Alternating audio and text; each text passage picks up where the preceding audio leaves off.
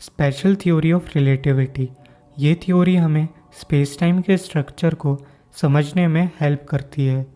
Einstein की special theory of relativity mainly दो postulates पर बेस्ड है। पहला पोस्टुलेट ये कहता है कि लॉज ऑफ फिजिक्स हर इनर्शियल फ्रेम ऑफ रेफरेंस में आइडेंटिकल रहेंगे, और दूसरा पोस्टुलेट ये कहता है कि स्पीड ऑफ लाइट कांस्टेंट रहेगी हर इनर्शियल फ्रेम ऑफ रेफरेंस में।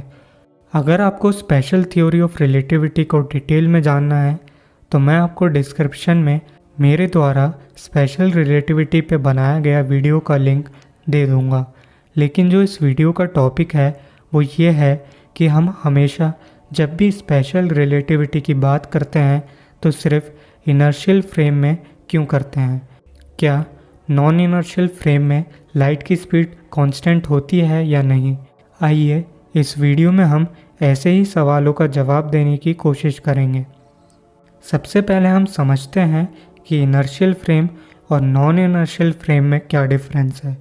क्लासिकल मैकेनिक्स और स्पेशल रिलेटिविटी में इनर्शियल फ्रेम को एक ऐसा फ्रेम ऑफ रेफरेंस बताया है जिसका कोई भी एक्सेलरेशन नहीं है, यानी उस पर नेट फोर्स ज़ीरो है। अब नेट फोर्स ज़ीरो होने के दो केस हैं।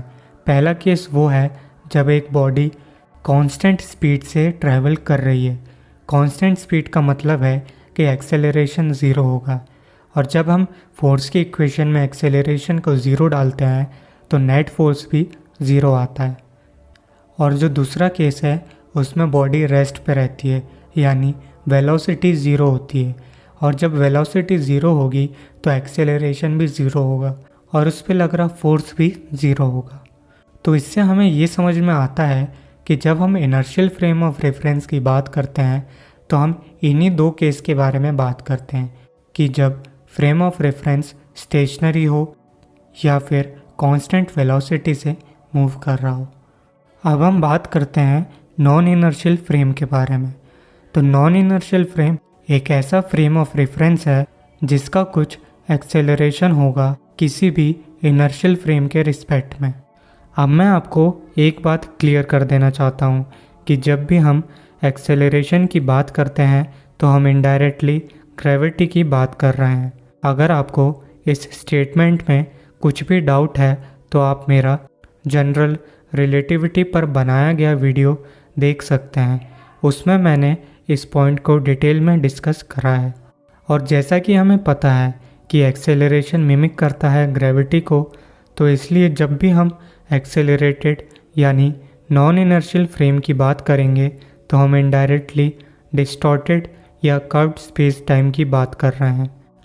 और ऐसे ही जब भी हम नॉन एक्सेलरेटेड यानी इनर्शियल फ्रेम की बात करेंगे तो हम इनडायरेक्टली फ्लैट स्पेस टाइम की बात कर रहे हैं। मैं आशा करता हूँ कि आपको अभी तक इनर्शियल फ्रेम और नॉन इनर्शियल फ्रेम के बीच का डिफरेंस समझ आ गया होगा। इसलिए अब हम इस वीडियो के मेन टॉपिक पे आते हैं कि क्यों हम हमेशा स्पेशल रिलेटिविटी में सिर्फ इनर्शियल फ्रेम की बात करते हैं।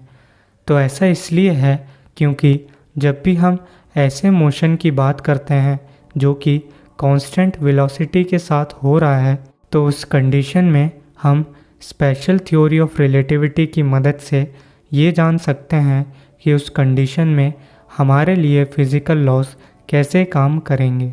यानी स्पेशल थ्योरी ऑफ रिलेटिविटी ऐसे रीजन में काम करती है जहाँ स्पेस टाइम फ्लैट होता है।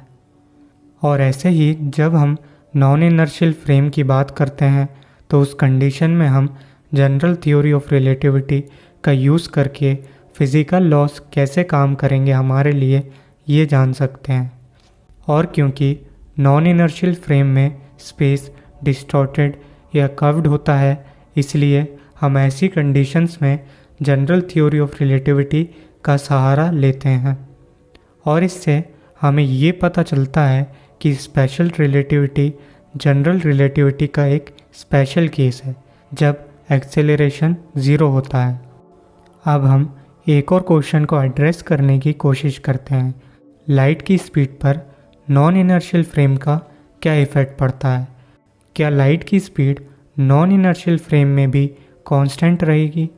तो इस क्वेश्चन का आंसर देना थोड़ा ट्रिकी है, क्योंकि जब हम नॉन इनर्शियल फ्रेम की बात करते हैं, यानी ऐसा रीजन जहां ग्रेविटी मौजूद हो और स्पेस टाइम डिस्टॉर्टेड हो, ऐसी कंडीशन में अलग अलग लोकेशन पर टाइम स्केल और लेंथ स्केल डिफरेंट रहते हैं और इस वजह से स्पीड की बात करना ही गलत है, क्योंकि जहां हर लोकेशन पर टाइम स्केल्स और लेंथ स्केल्स चेंज हो रहे हैं वहां स्पीड को डिफाइन करना ही मुश्किल कॉन्सेप्ट है। लेकिन अगर हम लाइट की इंस्टेंटेनियस स्पीड की बात करते हैं, यानी हम एक बहुत ही छोटा स्पेस का रीजन ले ले जो कि फ्लैट है, तो फिर लाइट की स्पीड कांस्टेंट ही रहेगी। तो दोस्तों, हमारा वीडियो यहीं ख़त्म होता है। मैं आशा करता हूँ कि आपको ये वीडियो अच्छा लगा होगा।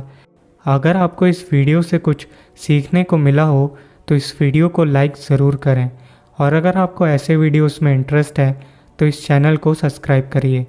मैं आपसे अगली वीडियो में मिलता हूँ। देखने के लिए धन्यवाद।